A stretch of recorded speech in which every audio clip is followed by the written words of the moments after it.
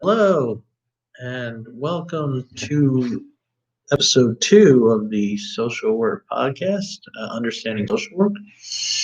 Glad you're here with us today. It's a nice day outside, a lot of sports, but got to come in with episode number 2. And this episode is going to be a lot about how social work actually gets done.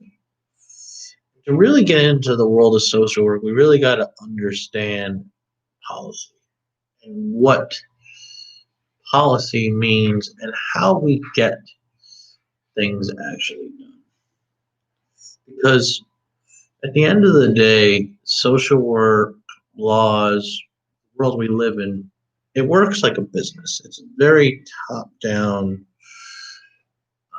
discussion of things. And that it is the people that come up with the laws and policies that actually get us on the micro level to actually get stuff done. And it's super critical. So we're going to start by having a discussion on the different levels of social work.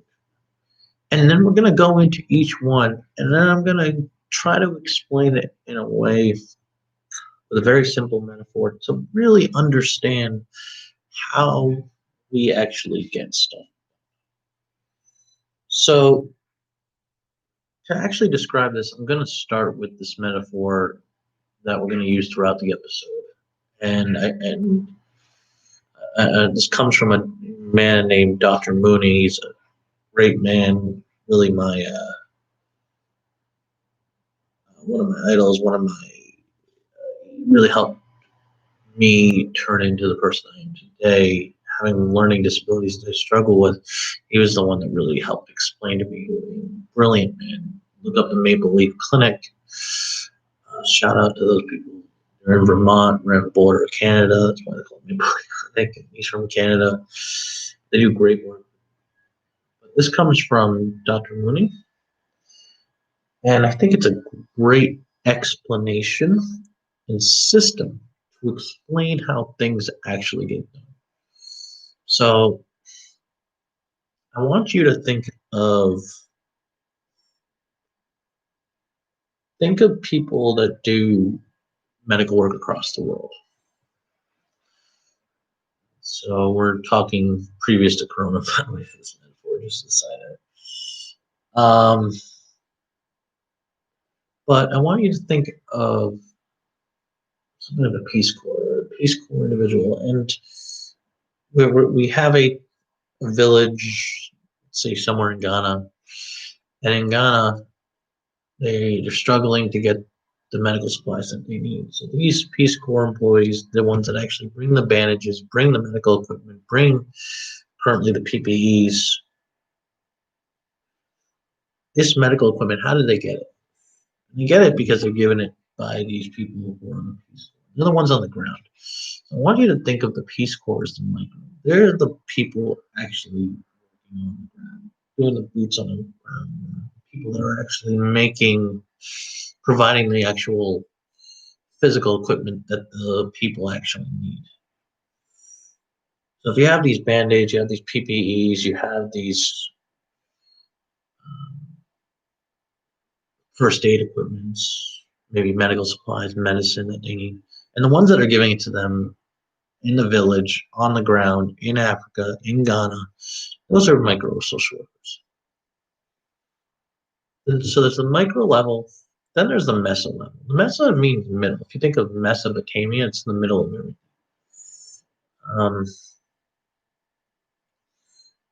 And if you have these individuals bringing the bandages or the medical equipment to people in Africa, the people that are on the plane that bring it from the United States, that take it from the United States to Ghana, that transportation of that equipment, of those band-aids, of those PPEs, of those first aid equipment, of that medicine, the ones that are flying it from point A to point B, That's the message. This is how we actually get the material to the micro social workers who then provide it and give it to the people in Ghana. So the people on the plains aren't necessarily the ones going to the villages, but they might give it to the people who are going to bring it to the villages. That's the message. That's the middle. How do we get to actually complete and get the material to the people? And then the macro social work. Macro is large. You think of macronomics, micronomics. They're the ones that say how are we actually going to get these band-aids and how are we going to get them to Ghana? How are we going to get these personal protective equipments to Ghana? How are we going to get this first aid equipment, this medication? How are we going to get it actually there? How are we going to get the material as well? Where are we going to get it from? Who's going to give this out? Who's going to donate their products in order to actually get the material to Ghana? And then, which airplane are we going to use? Are we going to have our own private planes? Are we going to use public assistance? Are we going to see if we can get a donated flight from one of the airlines? How are we actually going to get it to the MESA, which will get it to the. And this is a very simple model, but a very good explanation to describe in a lot of ways how social work actually gets done. Social work is a work that works through three levels: micro, the macro, and the meso. I should say micro, meso, macro. In order. But another way to think of it is this way. The micro is you and your family. The meso is your town or your community. The macro might be the city or the state. And when you understand these three levels of society, it starts to clarify how things actually get done. So let's use a simple example. Let's say in 2014, I believe, might have been 2012, but the Supreme Court ruled same-sex marriage is legal nationwide. It was unconstitutional to deny same-sex couples the right to marry. That's macro policy. That's a federal policy, right? We have changed our law. It is now the law in the United States of America that every person has a right to marry. Same-sex couples have a right to marry. Now that is the federal policy. The message says the states. So now the federal and the states. So in states that are more liberal, that are more focused on social policy, they might be more easier to adapt, right? And macro and then micro says the same-sex couples that actually get married. In a more conservative state, more Christian-based state, there may be more resistance. For example, this is abortion. Abortion goes through Roe v. Wade, federal. Says you cannot deny the woman the right to an abortion. And very quickly, on the topic of abortion, it's fascinating. I had a discussion with my dad. My dad's a lawyer. He asked me, what is the actual argument by the Supreme Court in the 70s when it comes to their opinion with regards to Roe v. Wade? I said, well, it probably has something to do with abortion, this, that, and third, and that has nothing to do with the Constitution. Remember, the Supreme Court's job is to argue whether something is or is not constitutional.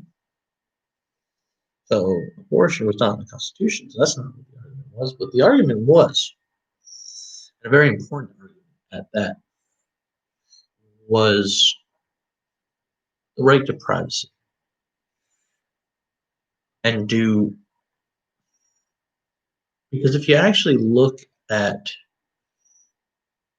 the Constitution of the United States, it nowhere actually distinctly says you have the right to privacy. There are things you can argue.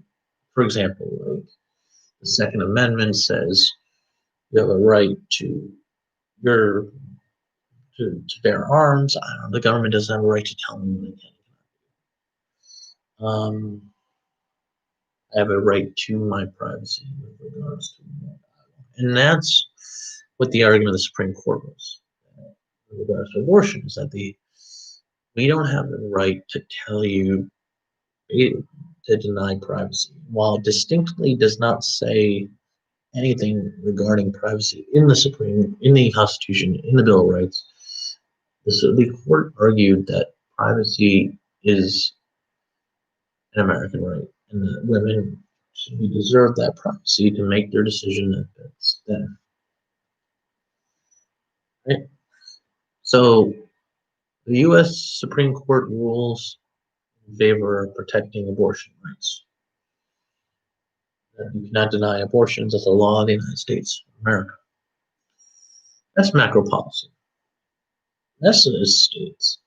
And this is where things get a little messy, because while the federal government can tell you that you have that you illegally get an abortion in the United States of America, the states can argue policies for their states. And they can't deny maybe abortion, but they can create laws that encourage you not to get an abortion. So in Texas, at one point, they were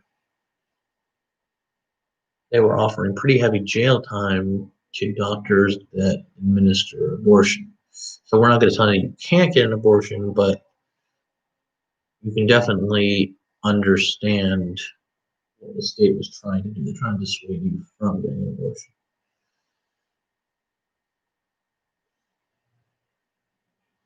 That's like negative macro mess. I mean, in states that would encourage it, in states that opened up a lot of Planned Parenthoods, funded a lot towards abortion rights.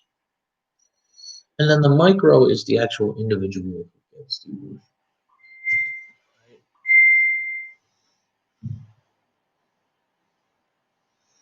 People that actually using the services that the state has called for. And that's important to understand. So I hope that helps kind of describe macro, mesa, micro. But now we're going to talk about why this is important for social work. Because social work works as a methodology of encouraging advocacy. Social work, based on our code of ethics, constantly advocates for people. We are advocating for our clients. We are advocating for individuals to be better treated. And understanding these three levels of systems allows us to know how to actually get stuff done. So let's say we wanted to advocate for more for better housing. Or how about a simple example? We want to advocate for a higher minimum wage. So we are going to look at how this is actually done. And to really get things done, we go back to our first episode. I discussed the steps regarding getting something done through a stop sign. But you have a stop sign at a dangerous intersection. But at this point, there is no stop sign. There's a need for a stop sign. I'm sorry, that's what I'm going to say. Need for a stop sign. You say we need to advocate for stop sign. So you go and you say, number one, what is the problem? There's stop signs, causing accidents. It's dangerous to pedestrians. Number two, who's affected? People that are hurt walking, the people that are um, driving. Maybe there's a bus service, maybe there's a train service that goes through there. Maybe the residents of the town are complaining about the noise of these cars going too fast. Number three are who are the stakeholders? Who gets an actual stake in this whole method? So, residents, drivers, public transportation, Department of Transportation, and drivers and anybody in that area. Really, they're a stakeholder. The actual company that makes the signs. So our implementation, we're gonna go to City Hall and we want to stop sign. And so we argue, we advocate, and now all of a sudden they agree to put a stop sign there. Now we're going to evaluate and make sure that it actually does the job. Did the number of accidents decrease? Residents complaining less about the noise or cars going at a slower speed? Did it do the job or do we need to fix it? That's an important detail. People think of policy a lot of times as a linear thing, but once you get the process actually done, it's done. But it's circular. So we're constantly looking at what we did right and what we did wrong and what we can do better. And understanding that model that we discussed in the last episode is a critical way of really understanding how we get policy done. So let's go back to that example of transgender rights. The example of increasing the minimum wage. We want to increase the minimum wage. What we're going to do is we need people to advocate for policy. That really gets done through the state and the federal level. But we're going to talk about state politics because that's a lot of the word. State. So let's say we live in Montana and we want to advocate for $15 an hour. We're going to look at how much we're making. We're going to look at whether it's effective, how much the cost of housing is, how much the cost of living is, how much the people are being affected. The stakeholders. Business owners might argue we can't afford it. The state may argue we can't afford it. The people are stakeholders because they want more money. We're going to advocate. Go up there. We're going to go to war. We're going to call the state the macro. The macro is the state. So I'm going to say the state of Montana, we want to get $15 an hour. Social workers that work on the macro level are the ones that are actually getting up there to change the policy. They're the ones that are going to get the $15 an hour. Or they're going to argue for $15 an hour. MESA says the middle. How are we going to advocate for these people? We want to connect the policy workers to the people. And say, look, this is what the people are getting. They're struggling. They're having difficulty getting food. We need to increase the wage, basically. And that might go to the people. People all benefit from the money going up. These people there, the business owners might argue that they can't afford it. They shut down some businesses. But policy workers work to advocate to solve problems. Now, micro-social workers.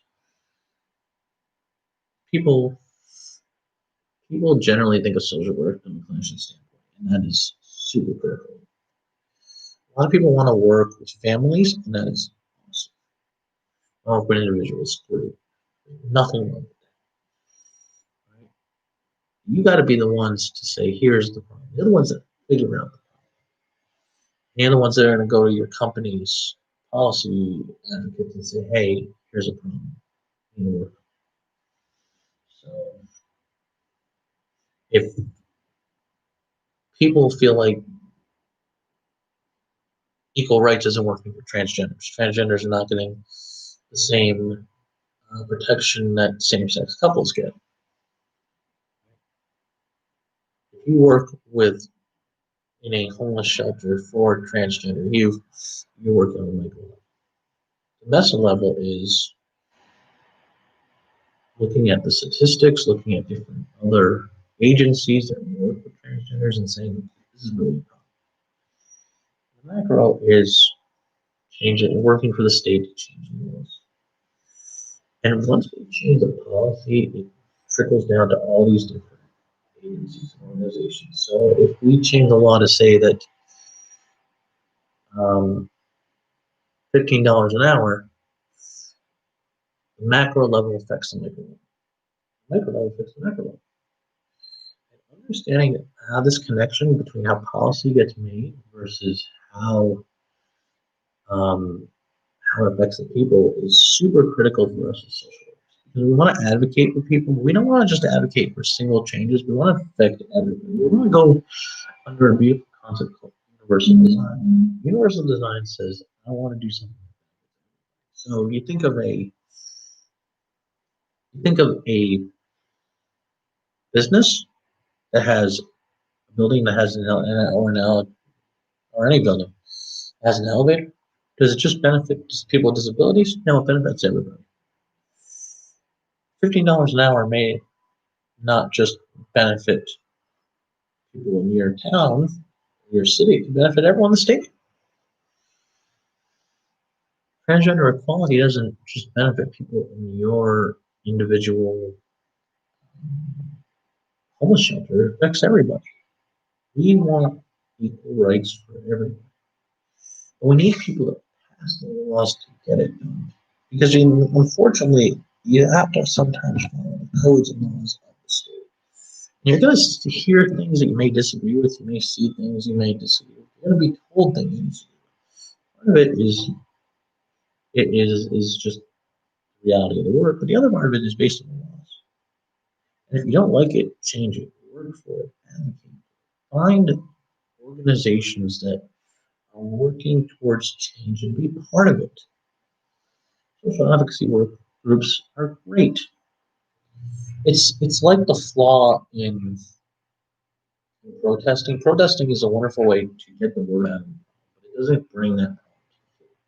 The policymakers are the ones that act, policy workers as well, are the ones that bring it to the floor to get voted on to change, whether it's on federal level or state level, or even a city level. But we as social workers have to be the voice for those changes. We want better policy. We want better opportunity for our clients. We want better living conditions, better pay, equals. We can't do it without getting the laws changed. That's the macro level. Understanding how those laws get changed, how those policies get changed, and how we evaluate to make it better for everyone. We want universal design. But when you understand that micro, macro, and meso levels, micro, meso, and macro, it helps you understand not just social work, but it helps you understand how everything works. Right? So understanding the correlation between macroeconomics and microeconomics is critical, but understanding the mesoeconomics on how those two relate is super critical too. Now, we want macro policy changes versus we want micro policy changes. Micro policy in the better lives for our clients and individuals comes from the changes in the practices on top. Once you understand these three layers of social work, not just policy, this is the basis of social work. So, in the next episode, we're going to talk a lot about different theories. But very quickly, humans in their environment is a critical practice of what we do. Is looking at the human in their environment. So I want you to think of you and your family. Let's call that your nuclear family, your closest family. I want that to be the micro, right? You have food on your table. Does your kids go to school? You have to work 2 jobs. You have to get a babysitter. These are all micro problems. Mesa, micro is your individual. Mesa is your town. right? And maybe how you get to your train services, how you get to your work, what your job is, what your benefit to society is, what your detriment to society is. And the macro is your whole city, or your relationship with religion, maybe um, to something you connect to, community organizing, things that you connect to on a larger scale. How do you relate to the world around you? How does the world around you relate to you? And that's what we have to think about with our clients is how do they relate to their families? How do they relate to their neighborhoods? How do they relate to their city? And sometimes a lot of problems is just moving people around, saying, um, this is a dangerous neighborhood. Maybe you should move to a neighborhood where your family can feel less insecure or less anxious. Well, you discussed the fact that you don't like um, the current schooling system in this part of the city. Maybe you should move to a different city that you think has a better public school. How do we relate to the world around us? How does the world around us relate to us? And micro, meso, macro works for us as well. As much as this is about getting policy done, it's how do we relate to the world? So look at me and my family. Number to the meso level is me and my job, me and my city. The macro might be me and my religion, me and my connection to politics, me and my connection to social. I want you to think of how you are in relation to the world around you, how the world around you is in relationship to you. So if you understand this micro, meso, macro, you have an opportunity to understand how things actually get done. And once most people are not on that level, but some people can be on the meso level, some people can be on the micro level, some people can be on the macro. Sometimes you can force yourself into the macro level. Say, and my advice is learn your state legislators, learn your senators, learn your House members, learn about the people that make the laws because they affect you. You can disagree with the law. If you don't vote, then you don't get to put your name on who you feel like can change the policy to be better for everybody else. And that would, with the election in just over a week, I just want to think of since we're doing micro, meso, macro. Let's think of it this way: the election is a meso. Sorry, it's a macro process. Election, on a national scale. It affects federal policy, affects the entire country. It's a larger level policy. Then your state politics is more like a meso. And then your city politics is more like the micro. Each one affects you, more directly, more indirectly, or more generally, or more individually. And they all have their place together. When they don't work together, that's when things get confusing and that's when we have problems. We want to work in a system where we can say we advocate for everybody. That means that we need to change the laws, then we're going to do it. I'm going to end with a quick story. And then this episode, which also, by the way, I want to say is part of the Orson Productions. Thank you to Orson Welles Productions. Episode number 2 of the Understanding the Social Work podcast. And to end this episode, I want to talk really quickly about how we get it right and how we get it wrong. After the Civil War, um, slavery was disbanded in the South and nationwide. And there was a lot of questions regarding African Americans and what we were going to do. And the Supreme Court of the United States, and once you listen to this podcast, you can realize I really find it interesting. You mentioned the Supreme Court a couple times, as I already did in this episode. Had a case called Plessy versus Ferguson. Plessy versus Ferguson. Basically, what we need to know for this episode is they agreed separate but equal. They said that segregation is okay as long as it's equal. So whites and blacks don't need to mesh together, but as long as it's equal.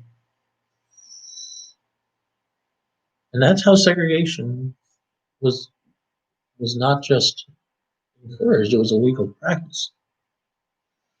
It was a legal practice by our court system. It was something that became a precedent in the United States of America. And this lasted for many, many years, most of the 1900s, up until the 1950s. Famous Brown versus Board of Education. The NAACP stands for the National Association for the Advancement of College. They worked with lawyers and through different agencies, and they did a lot of evaluation. They did a lot of research. They looked at the information of our schools on a micro level and said, is separate equal? And it's not, but let's prove it. And they did a bunch of research. They looked and found many examples that showed that separate schools do not equal the same education. African Americans were not getting the same education as children. White children were getting better literature, better water, cleaner schools, better equipment. It was a real problem. But the micro level was our city schools. The meso were all the different schools connected. Saying this is not just a problem here, it's a problem here. The macro was bringing it to the Supreme Court, and the Supreme Court famously ruled that separate was not equal with regards to education. And that was one of the first steps of desegregation. And the court got it right that time. They got it wrong the first time, Plessy versus Ferguson. But what's important about this story is this. Separate but equal when it comes to education would not have been possible if it was not for people advocating, doing the research. So I want to think of the story through the policy example I gave earlier. What's the problem? The problem is that our schools are not getting the same education for black children, and we're having the problem of segregation. Who's it affecting? It's affecting the children, it's affecting African American communities, it's affecting white communities, it's affecting social policy, it's affecting all parts of society. Who are the stakeholders? Well, legislators that are conservative or advocating for Jim Crow laws would say that we need to keep these policies. It's the American way. Stakeholders included African American children, white children, the NAACP, the Department of Education, and in all parts of society for that matter. The implementation. We are going to build a court case that proves that separate is not equal when it comes to education. We're going to bring it to the Supreme Court, and the Supreme Court is going to rule us that separate but not equal, separate but equal is not constitutional. And then we're going to evaluate it. to see what happens. And that's some like terrible videos where you see kids getting rocks thrown at them. You see race riots. It doesn't happen in a day. And there's growing pains. But we became a better country as a result of it, and it led to civil rights movement, made us better people. We're still evaluating the work that we do. Look at African American treatment with regards to the police, comparing it to white adults with regards to the police. We're still evaluating separate but equal today. A lot of people use that language, that's what it is. And it's us social workers understanding this micro, mess, and macro that can help to get a lot of this change done. We are here to make a better world for our clients, a better world for us, a better world for everybody. And that's what we should do. And we have to advocate through policy, advocate through protesting, to advocate through social media, through the news. Do what needs to be done because we want to make a better world for us, hey, and for everybody. Which leads me to my last point, and that is this. One thing you can do is you can vote.